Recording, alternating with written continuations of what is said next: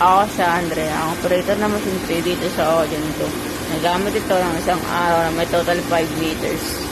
Ito po yung printer head. Ang huling palit po nito ay November 2023. Ito naman po yung copy na may 60% good condition pa po. Head clean.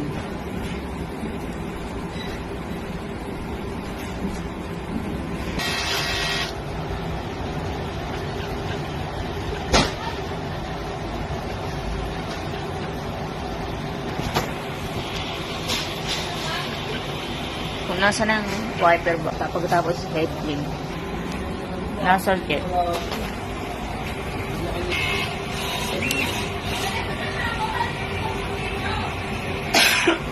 Ito po yung damper. Ang huling palit po nito noong October 2023. Ang waste tank po ay nalinis noong Webes. Ito naman po yung ABR grind bar. Nandito po yung stocks namin. Wala naman po kaming kulang ngayon. Wala po akong nagamit na CMYK. Ito po ang aking output at daily checklist.